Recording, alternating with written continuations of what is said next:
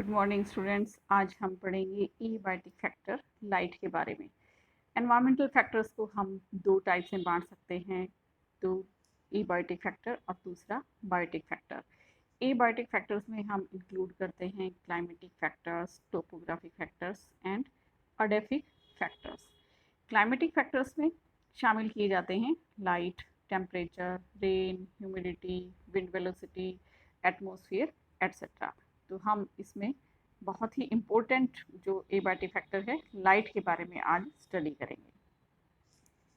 Light is the most essential abiotic factor without which no life can exist. तो बहुत ही important है क्योंकि इसके बिना जीवन संभव नहीं है।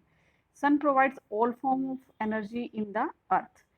तो ये जो जितनी भी अर्थ पे एनर्जी है वो सारी सन के द्वारा प्रोवाइड की जाती है।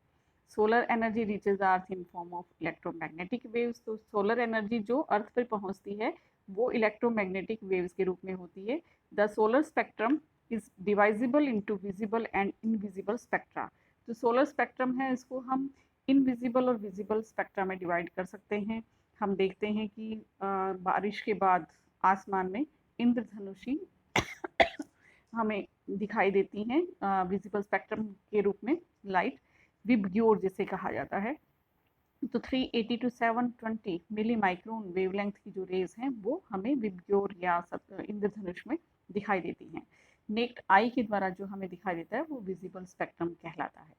इनविजिबल स्पेक्ट्रम के रूप में हम ultraviolet rays and infrared rays को इंक्लूड करते हैं। तो इस पिक्चर में हम देख सकते हैं विजिबल कलर स्पेक्ट्रम हमें दिखाई दे रहा है, violet, blue, indigo, green, yellow, orange, red. तो अब इसमें से ब्लू लाइट होती है वो बेस्ट होती है vegetative phase of plants. Plants की वेजिटेटिव फेज के लिए जो है ब्लू लाइट इम्पोर्टेंट होती है, और जो रेड लाइट है वो फ्लावरिंग फेज के लिए इम्पोर्टेंट होती है। सोलर एनर्जी का डिस्ट्रीब्यूशन किस तरह से होता है, तो लगभग 29% जो सोलर एनर्जी है वो तो वापस फिर से रिफ्लेक्टेड हो जाती है क्लाउड्स के द्वारा, एटमॉस्फेरिक पार्टिकल्स के द्वारा, और जो इसके कुछ चमकीले भाग हैं जैसे आइस या स्नो के द्वारा वापस फिर से सोलर एनर्जी स्पेस के अंदर रिफ्लेक्टेड हो जाती है। अब इसका जो 23% है इनकमिंग सोलर एनर्जी का, वो वाटर वेपर के द्वारा, डस्ट के द्वारा, ओजोन के द्वारा एब्जॉर्ब कर लिया जाता है। Near about 48% is passes through the atmosphere and is absorb by the surface. अब इनमें से 48% है वो सरफेस के द्वारा एब्जॉर्ब किया जाता है। तो इस तरह से हम देखते हैं कि जो 71% है टोटल इनकमिंग सोलर एनर्जी का, वो अर्थ सिस्टम के द्वारा एब्जॉर्ब कर लिया जाता है, और इसका केवल 0.2% जो है सनलाइट का, वही फोटोसिंथेसिस में प्लांट्स फूड के रूप में स्टोर कर पाते हैं। तो बहुत कम परसेंटेज है जो प्लांट्स के द्वारा सोलर एनर्जी को कन्वर्ट करके फूड के रूप में परिवर्तित किया जाता है। तो इस पिक्चर में हम क्लियर कट देख रहे हैं कि 29% तो रिफ्लेक्टेड हो जाता है, 23% एटमॉस्फेयर के द्वारा एब्जॉर्ब कर लिया जाता है, और जो 48% है वो अर्थ की सरफेस तक पहुंचता है। नेक्स्ट है effect of light on plants. अब प्लांट्स के ऊपर लाइट का क्या इफेक्ट होता है, तो जनरली 3 प्रिंसिपल हैं लाइट के, जैसे इसकी क्वालिटी, इसकी क्वांटिटी और इसकी ड्यूरेशन। ये प्लांट्स को बहुत अधिक प्रभावित करती हैं। लेकिन इसके अलावा भी हम देखते हैं कि chlorophyll production, heating action, effect on transpiration rate, stomatal movement, distribution of plants, respiration, movement and germination of seed में भी ये दिखाई देती हैं इसका इफेक्ट लाइट का।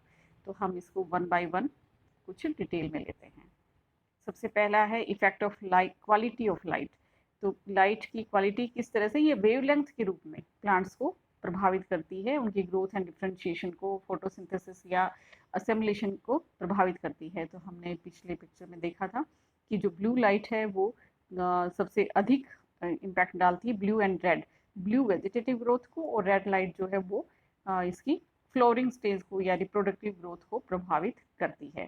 तो light has two folded influence upon growth and differentiation. पहला तो it provide energy for assimilation, दूसरा act as stimulus and influences directly the rate of growth and differentiation. ये पहली तो एसिमिलेशन यानी कि फोटोसिंथेसिस के लिए या भोजन निर्माण के लिए एनर्जी प्रदान करती है। दूसरा, ये स्टिमुलस के रूप में भी काम करती है और प्लांट्स की जो ग्रोथ और डिफरेंशिएशन है उसको भी प्रभावित करती है। सेकंड है इसमें इफेक्ट ऑफ लाइट ड्यूरेशन। तो लाइट की जो ड्यूरेशन है, कितनी अवधि तक प्रकाश चाहिए, वो भी प्लांट की ग्रोथ को प्रभावित करता है। इसे हम फिजियोलॉजी में पढ़ चुके हैं, दीप्तिकालिता या फोटोपीरियोडिज्म कहा जाता है। प्लांट्स कितनी देर तक लाइट के प्रति एक्सपोज्ड होते हैं, उनको कितनी लाइट की रिक्वायरमेंट होती है, ये फोटोपीरियोडिज्म कहलाता है। इसके आधार पर हम इन्हें 3 टाइप्स में बांट सकते हैं: short day plants, long day plants and day neutral plants. Short day plants जिनको प्रकाश अवधि है वो less than a critical maximum यानी 12 से 14 घंटे से कम अवधि तक ही इनको लाइट फोटो पीरियड चाहिए, जैसे साल्विया और धतूरा में इसे देखा जा सकता है। लॉन्ग डे प्लांट्स जब इनको फोटो पीरियड क्रिटिकल लेंथ से अधिक चाहिए, जैसे कि पालक और मूली के अंदर। Day neutral plants the flowering occurs irrespective of the day length. तो इन पर इस दीप्तिकालिता का या जो फोटो पीरियड है उसका प्रभाव नहीं पड़ता है, जैसे कि मटर, टमाटर आदि में। तो ये डे न्यूट्रल प्लांट्स कहलाते हैं। इस पिक्चर में हम देख सकते हैं कि short day plants, day length less than 12 hours for flowering. इनको फ्लावरिंग करने के लिए 12 घंटे से भी कम समय का चाहिए, तब इन्हें शॉर्ट डे प्लांट कहते हैं। लॉन्ग डे प्लांट्स जिनमें day length more than 12 hours for flowering, इनको 12 घंटे से अधिक जो फोटो पीरियड चाहिए फ्लावरिंग के लिए, इनको लॉन्ग डे प्लांट्स कहते हैं। और day length immaterial then 12 hours for flowering, इन पर डे लेंथ का अधिक प्रभाव नहीं पड़ता है, इन्हें डे न्यूट्रल प्लांट्स कहा जाता है। थर्ड है लाइट इंटेंसिटी का क्या प्रभाव पड़ता है, जिसे हम कह सकते हैं इफेक्ट ऑन वेजिटेटिव ग्रोथ। तो ये फोटोमॉर्फिज्म भी कहलाता है। तो इफेक्ट वेजिटेटिव ग्रोथ पर लाइट का इफेक्ट फोटोमॉर्फिज्म भी कहलाता है। इसके बेसिस पर हम प्लांट्स को 2 टाइप्स में बांट सकते हैं। पहला कहलाता है हीलियोफाइट्स और दूसरा कहलाता है सियोफाइट्स। हीलियोफाइट्स यानी ताप रागी, जिनको टेम्परेचर के प्रति विशेष स्नेह है, इन्हें हीलियोफाइट्स कहा जाता है। The plants which grow best at higher light intensity, जो उच्च जो लाइट इंटेंसिटी है, तीव्रता है, उसको सहन करते हैं और उसमें ग्रो करना पसंद करते हैं, इन्हें हीलियोफाइट्स कहा जाता है। तो इनमें कुछ ऐसे अडेप्टेशंस होते हैं जिसके कारण ये इस स्थान पर रह सकते हैं जहाँ पर लाइट इंटेंसिटी काफ़ी अधिक होती है। दे हैव थिकर स्टेम, उनका स्टेम काफ़ी मोटा होता है। इंटरनोड्स इनमें छोटे होते हैं, बहुत सारी ब्रांचेस होती हैं। रूट सिस्टम इनका बहुत विकसित होता है। इनमें लीव्स जो हैं वो मोटी और चर्मिल या लेदरी होती हैं। उन पर जो हेयर्स हैं वो भी काफ़ी संख्या में होते हैं। इसके अलावा इंटेंस लाइट फेवर्स फ्लोवरिंग को फेवर करता है। Flowering, fruit and seed maturation को ये लाइट इंटेंसिटी है ये प्रभावित करती है। Mechanical tissues and xylem bundles are well developed. ये जो हीलियोफाइट्स हैं, ताप रागी प्लांट्स हैं, इनके अंदर मैकेनिकल टिश्यूज और वेस्कुलर टिश्यूज दोनों ही वेल डेवलप्ड होते हैं। इनकी जो मीजोफिल है लीफ में, वो पैलिसेड और स्पंजी पेरेन्काइमा में डिफ्रेंशिएटेड होती है। यानी जो स्पंजी पेरेन्काइमा है वो और पैलिसेड टिश्यू मीजोफिल का निर्माण करते हैं, तो दोनों की मात्रा इनमें पर्याप्त होती है। फॉर एग्जाम्पल, जो हीलियोफाइट्स के एग्जाम्पल हैं हेलियंथस, डलबर्जिया सीजू, कोकोस न्यूसिफेरा, मैंगीफेरा इंडिका, जिया मेज यानी सूरजमुखी, डलबर्जिया सीजू जिसे हम हमारी भाषा में हम इसे शीशम कहते हैं, कोकोस न्यूसिफेरा नारियल, आम और मक्का, ये सब हीलियोफाइट्स के एग्जाम्पल बनाते हैं। दूसरी टाइप कहलाती है सियोफाइट्स, छाया रागी। इनको छाया या शेड लविंग प्लांट्स भी कहते हैं, ये शेड पसंद करते हैं। तो shade loving plants which grow best at lower light intensity. तो ये लोअर लाइट इंटेंसिटी जहाँ कम होती है उसमें ग्रो करना पसंद करते हैं। स्पेशल इकोलॉजिकल एडेप्टेशंस होते हैं इनमें रिड्यूस लाइट इंटेंसिटी के प्रति। इन्हें इंटेंसिटी लाइट की कम चाहिए और ये जनरली शेड में यानी जो बड़े बड़े वृक्ष हैं उनकी छाया में, उनकी कैनोपी के नीचे ग्रो करना पसंद करते हैं। इनमें शाखाएं भी कम संख्या में होती है और इनका तना है वो काफ़ी लंबा होता है। ये पतले, लंबे, इट्यूलेटेड, जनरली क्योंकि छाया में उगते हैं तो ये यूटिलेटेड होते हैं और इनमें हेयरी लीव्स पाई जाती हैं। Cuticle of leaf is thin and epidermis में कंटेन क्लोरोफिल। इनमें जो क्यूटिकल है लीफ के ऊपर वो पतली होती है, एपिडर्मिस भी पतली भित्ति वाली कोशिकाओं से बनी होती है और कई बार इन एपिडर्मिस के सेल्स में क्लोरोफिल भी पाया जाता है। इसके अलावा the palisade cells form few layers. वहाँ जो हीलियोफाइट्स हैं उनमें दोनों ही palisade as well as spongy parenchyma दोनों ही वेल डेवलप्ड होते हैं। यहाँ पर पैलिसेड कुछ परतों में ही सिमट जाती है और स्पंजी पेरेन्काइमा जो लार्ज इंटरसेलुलर स्पेसेस वाले होते हैं वो अधिक होते हैं। मैकेनिकल टिश्यूज बहुत अधिक विकसित नहीं होते। They have developed many adaptations for displaying their foliage to light. अब इन लीव्स के अंदर, इन प्लांट्स के अंदर सीओफाइट्स में बहुत सारे ऐसे एडेप्टेशंस होते हैं जिसके कारण इनकी पत्तियों को लाइट मिल सके। जैसे ये ट्विनर्स, क्लाइंबर्स या एपीफाइट्स के रूप में पाए जाते हैं। ये लताओं के रूप में अधिक होते हैं। इसके सीओफाइट्स के एग्जाम्पल हम कह सकते हैं कि ऑक्जेलिस, खट्टी बूटी आदि होते हैं। अब इन्हीं के आधार पर दो और कैटेगरीज दी गई हैं, facultative sciophytes and facultative heliophytes. The plants which grow best in sun but can also grow fairly well under shade, जो हाई लाइट इंटेंसिटी में भी ग्रो करते हैं और छाया में भी ग्रो कर जाते हैं, तो इन्हें हम कहते हैं फैकल्टेटिव सीओफाइट्स। फैकल्टेटिव हीलियोफाइट्स ऐसे प्लांट्स हैं जो grow best eight a lower light intensity.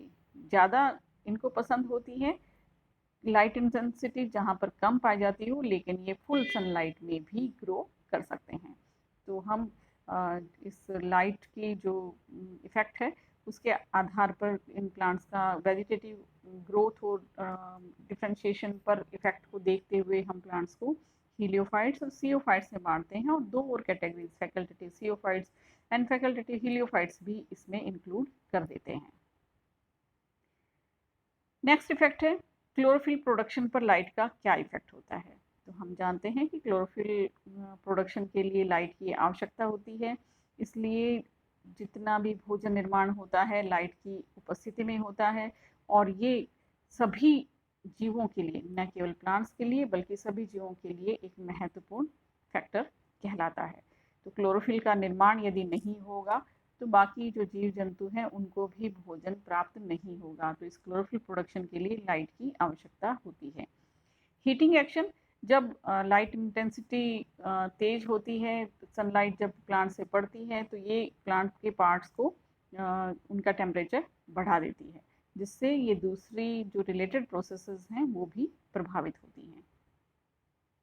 Effect on transpiration rate, तो कुछ ऐसे लाइट के इफेक्ट हैं जो इनडायरेक्ट इफेक्ट हैं प्लांट्स पर, तो उनमें से एक है ट्रांसपिरेशन।